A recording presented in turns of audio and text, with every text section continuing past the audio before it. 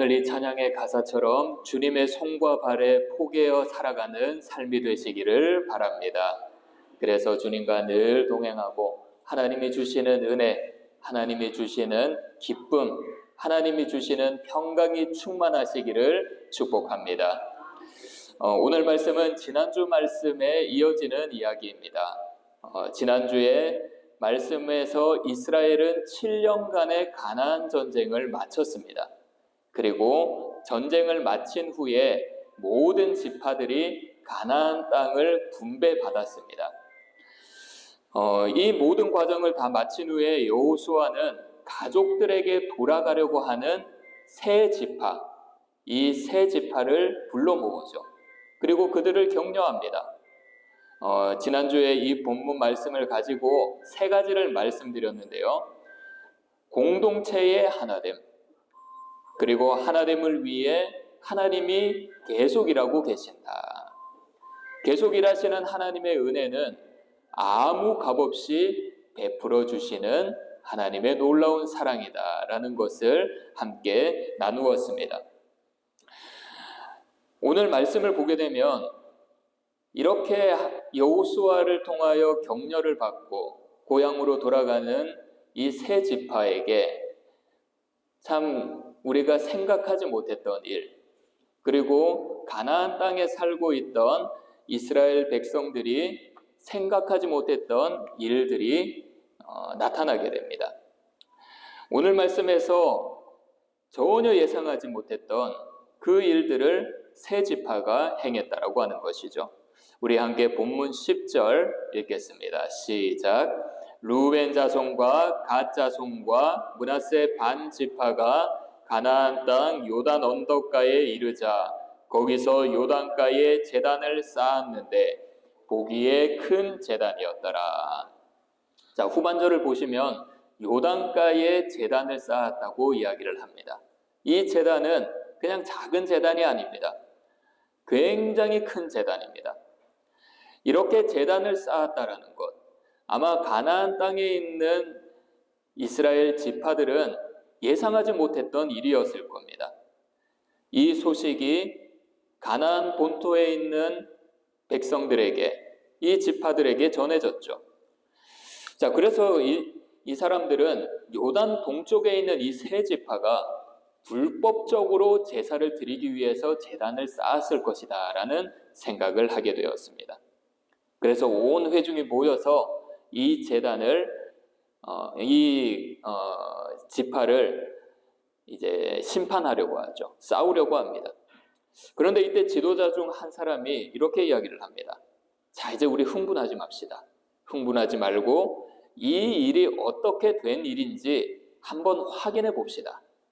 그러고 난 뒤에 조사를 한번 해보고 우리 이 일들을 조치합시다. 이렇게 이야기를 하고 난 뒤에 비느하스를 중심으로 해서 위원회를 구성해 버립니다. 그래서 이 위원회는 가나안 동편에 있는 사람들을 찾아갑니다. 그들은 진위를 확인하고 난 뒤에 다시 가나안 땅으로 돌아와서 이 모든 사건이 우리가 생각하고 우리가 우려했던 일들이 아니다라는 것을 이야기를 합니다. 모든 사건들이 수습이 되었던 것이죠. 그래서 오늘 이 말씀을 잘 보게 되면 이스라엘 백성들 간의 오해와 갈등이 상당히 깊었다라는 것을 우리는 볼 수 있습니다. 갈등을 일으키는 원인, 이 말씀을 통해서 갈등을 일으키는 원인이 무엇인지 한번 살펴보았으면 좋겠습니다. 그리고 이 갈등이 일어나는 곳에 하나님께서 어떻게 역사하는지 오늘 본문 말씀을 통해서 함께 말씀을 나누도록 하겠습니다. 아까 말씀드린 대로 루벤과 기브온과 므낫세 반지파, 이 세 개의 지파의 장정들은 가족에게로 되돌아갔습니다. 그런데 이들이 돌아가는 길에 아무리 생각을 해도 석연치 않은 곳이 있었습니다. 다음 세대가 걱정이 되었던 것이죠. 가나안을 정복할 때 함께했던 1세대들이 전부 다 죽게 되면 과연 동떨어져 있는 우리 후손들은 어떻게 될 것인가? 그래서 이들은 요단강 근처에 큰 제단을 쌓았던 것입니다. 본문 25절과 27절을 보게 되면 세 지파들이 걱정했던 것이 있는데요. 25절을 보면 너희 후손들, 여기서 말하는 후손들은 가나안에 있는 지파의 후손을 이야기합니다. 그러니 가나안에 있는 지파의 후손들이 요단강 건너편에 있는 우리 후손들에게 너희는 하나님께 받을 분깃이 없다, 이렇게 말을 할 수도 있다라고 하는 것이죠. 27절에서도 똑같이 이야기를 합니다. 너희 자손들이 우리 자손에게 너희는 여호와께 받을 분깃이 없다. 함께 전장을 누렸던 우리 1세대들이 다 죽고 난 뒤에 다음 세대들이 너희는 우리 동족이 아니다, 너희는 우리 민족과 상관이 없다, 이렇게 이야기를 하면 우리 후손들, 우리 지파의 후손들은 어떻게 되겠냐는 것이죠. 자, 그런데 이 걱정은 이것으로 끝나는 것이 아닙니다. 또 다른 걱정을 만들어냅니다. 25절 후반절을 보면 너희 후손들이 우리 후손들에게 여호와를 섬기는 것마저 못하도록 하면 어떻게 하겠는가? 이것이 오늘 본문에서 볼 수 있는 우리의 모습들이라는 것이죠. 우리는 늘 걱정을 합니다. 걱정은 또 다른 걱정을 만들고요. 또 다른 걱정은 더 큰 걱정을 만들어버립니다. 그래서 전에 말씀을 드렸는데 이런 말이 있습니다. 걱정을 해서 걱정이 없어지면 정말 걱정이 없겠네. 이 말은 걱정이 끝없이 이어지고 걱정이 꼬리에 꼬리를 계속 물어서 더 크게 만들어 버린다는 것이죠. 그리고 이 걱정은 확장성을 가집니다. 세 지파의 걱정으로 인한 행동, 확장이 되어서 가나안 땅에 있는 지파들에게 영향을 미쳐버렸습니다. 가나안 땅에 있는 지파들이 어떤 걱정을 합니까? 본문 17절 함께 읽겠습니다. 시작. 부올의 죄악으로 말미암아 여호와의 회중에 재앙이 내렸으나 오늘까지 우리가 그 죄에서 정결함을 받지 못하였거늘 그 죄악이 우리에게 부족하여서. 자, 여기에서 부올의 죄악이라고 이야기를 하죠. 민수기에 나오는 사건입니다. 이스라엘 백성들이 시딤에서 유혹을 받습니다. 그래서 바알을 숭배하는 일이 일어나죠. 이 범죄로 인해서 이스라엘 백성들은 하나님께 심판을 받습니다. 그래서 24,000명이라는 이스라엘 백성들이 죽게 되었습니다. 17절 후반절에 그 죄에서 정결함을 받지 못했다, 아직까지 정결함을 받지 못했다, 이 말은 그 당시에 하나님께 받은 심판으로 인해서 우리에게 있는 심적인 충격과 마음의 아픔이 아직까지 사라지지 않았다라고 하는 것이죠. 그 심판의 후유증이 우리 마음속에 아직까지 남아있다라고 하는 것입니다. 이들은 또 한 가지를 더 이야기를 합니다. 20절 함께 읽겠습니다. 시작. 세라의 아들 아간이 온전히 바친 물건에 대하여 범죄함으로 이스라엘 온 회중에 진노가 임하지 아니하였느냐. 그의 죄악으로 멸망한 자가 그 한 사람만이 아니었느니라 하니라. 자, 여기에서는 아간의 죄를 이야기를 하죠. 아간의 범죄는 우리가 잘 알고 있습니다. 하나님께서 여리고성을 함락한 뒤에 그곳에 어떠한 물건도 가지고 가지 말라고 했지만 이 아간은 자기 눈에 보이는 좋은 것들을 취했습니다. 자기의 텐트 안에 숨겨버렸습니다. 그래서 아간의 범죄는 하나님의 말씀에 불순종한 사건이었습니다. 자, 이들이 이 두 가지 말씀을 이야기를 하고 한 것은 무엇을 이야기하고자 하는 것입니까? 부올에서 행했던 범죄와 아간의 범죄의 결과는 죄를 지은 사람만 심판받는 것이 아니라 죄를 짓지 않았던 온 민족이 심판을 받는다라는 것을 이야기했던 것입니다. 그래서 지금 너희들이 제단을 쌓는 것 때문에 이스라엘의 모든 지파가 하나님의 심판 아래 임할 수 있다라고 이야기를 한 것이죠. 이건 역시 옛일을 생각하며 걱정에 휩싸였던 것입니다.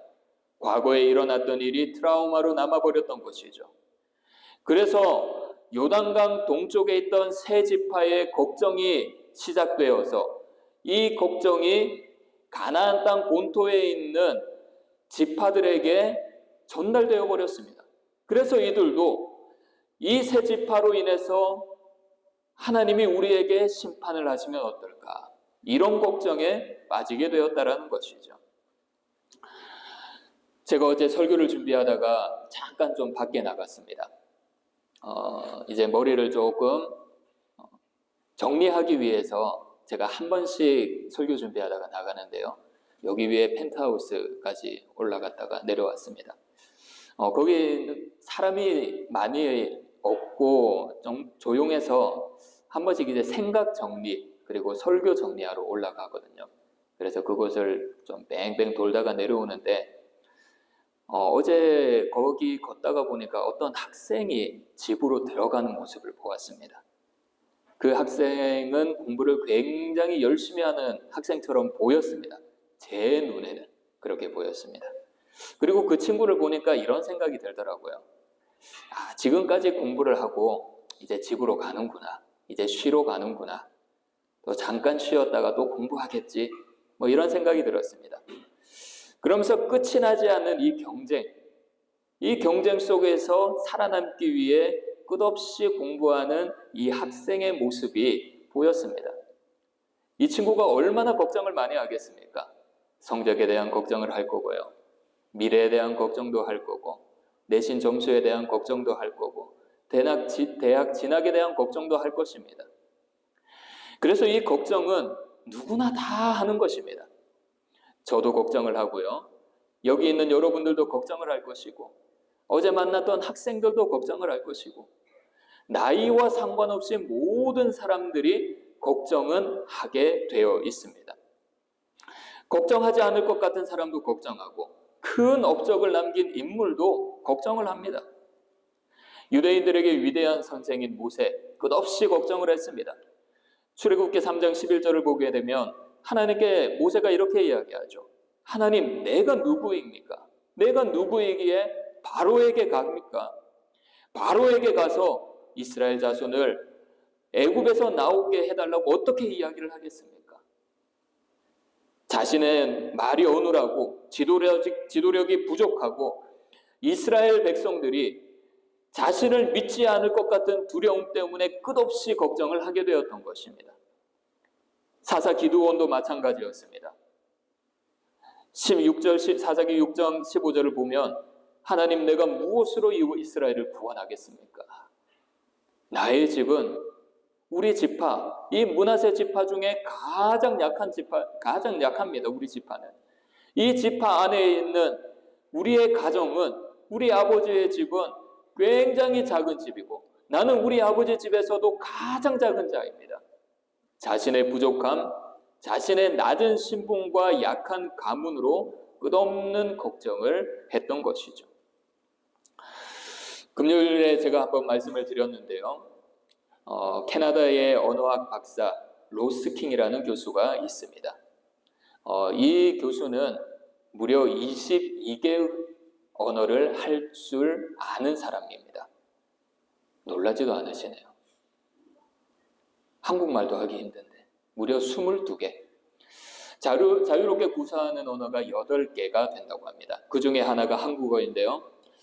이분이 한국어를 굉장히 사랑한다고 합니다. 좋아하고. 그렇게 사랑하고 좋아하게 된 계기가 무엇이냐면 대학 도서관에서 공부를 하는데 어떤 사람이 쓴 글씨를 보고 저 글씨가 굉장히 예쁘게 보여서 한국어를 사랑하게 됐다고 합니다. 처음에는 그 글씨가 어떤 언어인지 몰랐겠죠. 찾다가 알아보다 보니까 한국어라는 사실을 알게 되었습니다. 그래서 1980년에 한국에 와서 한국어를 공부했고 현재는 캐나다에서 한국어 문학 교수로 지내고 있다고 합니다. 한국어를 얼마나 사랑하는지 1992년부터 캐나다에서 한국어 마을을 지금까지 운영하고 있다고 합니다. 이분이 인터뷰하는 것을 제가 봤는데요. 한국어 특징에 대해서 이렇게 이야기를 했습니다. 고유한 문자 체계가 있는 것이 한국어이다. 자, 그리고 두 번째로는 창제부터 모든 역사가 알려져 있다. 다른 나라 언어는 누가 언제 어떻게 만들어졌는지 정확하게 알지 못한다고 합니다. 그런데 한국어는 만들어질 때부터 누가 만들었는지, 어떤 과정으로 전파되었는지 모든 과정이 정확하게 알려져 있다고 합니다. 그리고 사회자가 이 교수에게 이런 질문을 했는데요. 교수님께 한국어가 무엇입니까? 뭐라고 했을까요? 금요일에 참석한 분들은 알죠? 밑 빠진 독에 물 붓기다. 오랫동안 지금까지 한국어를 공부를 해도 끝이 없다라는 것입니다. 이 대화를 곰곰이 생각을 해보니 우리 신앙도 이와 같다는 생각이 들었습니다. 한국어의 창제와 역사가 정확하죠. 이것처럼 우리의 존재, 우리 만물의 시작이 정확합니다. 전능하신 하나님께서 우리를 창조하셨고 이 만물을 창조하셨습니다. 그리고 한국어 공부는 밑 빠진 독에 물 붓기다. 우리 신앙이 밑 빠진 독에 물 붓는 것 같을 때가 너무나도 많이 있습니다. 우리가 옛사람을 버리고 새로운 사람이 되어도 여전히 우리의 쓴 뿌리들이 드러나죠. 우리가 어려움을 당할 때 우리가 가지고 있던 옛 쓴 뿌리들이 그대로 나타납니다. 그래서 그 사람을 정확하게 알려면 그 사람이 어려움을 당하고 고난을 당할 때 그 사람의 실체가 드러납니다. 좋을 때는 다 좋죠. 좋을 때는 좋은 모습만 보입니다. 하지만 힘든 일이 있고 자기의 마음이 아프고 자기에게 고난이 있을 때 그 사람의 실체가 드러난다는 것이죠. 걱정도 마찬가지입니다. 끝없이 걱정합니다. 성령 충만해도 어떻습니까? 걱정이 됩니까? 안 됩니까? 걱정 안 됩니까? 걱정이 되죠. 은혜가 충만해도 걱정은 됩니다. 봄에 민들레 씨앗이 바람처럼 날아가듯이 우리의 걱정이 홀홀 날아가서 다른 사람들에게 영향을 줍니다. 하나님이 그렇게 은혜를 부어주셔도 이런 모습들이 끝없이 우리 속에서 계속 나타난다는 것이죠. 그래서 우리의 신앙, 그리고 우리가 하고 있는 이 걱정은 밑 빠진 독에 물 붓는 것과 같다라고 하는 것입니다. 그렇다면 오늘 이 말씀에서 하나님이 어떻게 역사하실까요? 본문 13절 함께 읽겠습니다. 시작. 이스라엘 자손이 제사장 엘르아살의 아들 비느하스를 길르앗 땅으로 보내어 루벤 자손과 갓 자손과 므낫세 반 지파를 보게 하되. 자, 비느하스를 세 지파에게 보내는 장면이죠.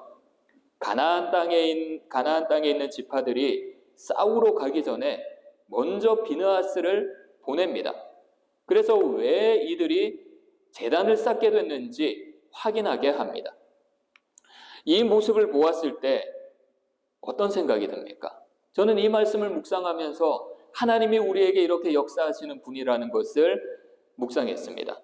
한쪽 지파들이 잘못된 길이 빠지지 않도록 돕는 발걸음과 같다. 이 비느하스의 발걸음. 혹시 하나님께 제사를 드리는 제단이라면 잘못된 결정을 되돌리게 하는 도움의 손길 같아 보인다. 우리가 여러 가지 걱정으로 잘못된 결정을 할 때가 있죠. 끝없이 계속되는 걱정이 우리를 영적 침체에 빠지게 합니다. 무슨 말입니까? 내 생각이 다르고 내 계획과 다르기 때문에 미래에 대한 염려로 하나님을 향한 소망을 가지지 못한다는 것이죠. 그래서 염려와 걱정을 하다 보면 어떻습니까? 우리 삶의 태도, 우리의 삶의 모습이 어떻게 나타나죠? 불만으로 나타나죠. 원망으로 나타납니다. 이런 불만과 불평과 원망이 점점 신앙의 불완전함으로 만들어버린다는 것이죠. 신앙의 정체성, 장성한 분량의 신앙으로 자라나가는 것이 아니라 그 신앙이 그곳에서 멈춰버리거나 그 신앙이 후퇴해버리는 일들이 일어납니다. 이것이 영적 침체에 빠지게 된다는 것이죠. 우리가 영적으로 민감하지 않으면 어느샌가 조그만한 죄에 완전히 우리가 지배를 당하게 됩니다. 이럴 때 하나님께서 우리를 돌이켜준다는 것입니다. 비느하스가 그 세 지파에게 갔듯이 하나님께서 우리에게 오신다라는 것이죠. 죄가 점점 확장되는 것, 우리는 성경을 통해서 많이 알 수 있습니다. 다윗은 아주 큰 죄를 지었죠. 처음에는 그 죄가 마음의 유혹으로 다가왔습니다. 그 유혹이 조금 더 큰 죄로 자라나갔습니다. 바세바를 범한 다윗은 그 남편 우리아를 전쟁터에서 죽게 만들어버렸죠. 죄의 점진성 점점 커지게 됩니다. 그래서 하나님은 누구를 보냅니까? 나단 선지자를 보내죠. 그리고 하나님은 다윗을 책망합니다. 내가 너를 이스라엘의 왕으로 기름을 부었는데, 내가 너에게 은혜를 베풀었는데 어찌하여 나를 업신여기느냐? 어찌하여 악을 행하느냐? 하나님이 다윗을 죄로부터 되돌아올 수 있도록 그에게 나단 선지자를 보내어서 말씀을 하신 것입니다. 요나도 마찬가지입니다. 하나님이 느느웨로 가라고 했습니다. 느느웨로 가는 것, 거기서 하나님의 말씀을 선포하는 것은 자신의 목숨을 내어놓는 것입니다. 요나가 어떻게 했습니까? 니느웨로 가지 않죠. 순종하지 않습니다. 다시스로 가버렸습니다. 하나님은 요나의 잘못된 길을 되돌이키도록 폭풍을 일으키시고 물고기를 준비하셨습니다. 요나는 물고기 뱃속에서 회개하고 사명의 자리를 되돌아갔죠. 이렇게 하나님께서 우리의 잘못된 행위를 고쳐주시기 위해 오신다라는 것입니다. 이러한 하나님의 모습을 보면 어거스틴이 했던 말이 생각이 납니다. 우리가 하나님을 찾기 전에 하나님이 먼저 우리를 찾으셨다. 따라하시기 바랍니다. 우리가 하나님을 찾기 전에 하나님이 먼저 우리를 찾으셨다. 어거스틴은 젊었을 때 향락과 쾌락을 추구하는 삶을 살았습니다. 만이교에 빠지기도 했고요. 회의론과 플라톤 철학에 심취했습니다. 하나님은 이런 어거스틴을 찾아가셨습니다. 어거스틴이 정원에 있을 때에 이웃집에서 들려오는 소리를 들었습니다. 계속되는 노래로 반복되는 말이 들렸습니다. 툴레 레게, 집어들고 읽어라, 집어들고 읽어라. 성경을 펼쳤습니다. 로마서 13장 13절 14절. 낮에와 같이 단정히 행하고 방탕하거나 술에 취하지 말며 음란하거나 호색하지 말며 다투거나 시기하지 말고 오직 주 예수 그리스도로 옷 입고 정욕을 위하여 육신의 일을 도모하지 말라. 그 길로 돌아가지 말라라는 것입니다. 하나님께로 돌아오라는 것입니다. 이 일을 통해 어거스틴은 나를 돌이키시는 하나님이 내가 그 하나님을 찾기 전에 먼저 나에게 찾아오시고 나를 부르셨다라고 확신했습니다. 그리고 이것을 바탕으로 그의 신학과 사상이 나왔습니다. 선행은혜, 선행은혜. 먼저 선행하시는 은혜. 인간은 죄로 인해 스스로 하나님을 찾을 수 있는 능력이 없습니다. 하나님은 우리가 찾기 전에 우리의 죄악을 보시고 우리의 죄를 돌이키시기 위해 먼저 찾아오십니다. 하나님은 먼저 환경과 사랑과 사건을 통해서 회개의 기회를 우리에게 주십니다. 그래서 결국 회심은 인간의 선택이 아닙니다. 하나님의 주권과 은혜라는 것입니다. 사랑하는 여러분, 우리의 삶을 잘 되돌아보십시오. 우리는 작은 죄에 쉽게 넘어질 때가 많이 있습니다. 그리고 때로는 그 작은 죄가 나의 모든 삶을 지배할 때도 있습니다. 영적으로 민감하지 못하고 죄인지 죄가 아닌지 구분하지 못할 때도 있습니다. 하나님은 이렇게 연약한 우리를 먼저 찾아오신다라는 것입니다.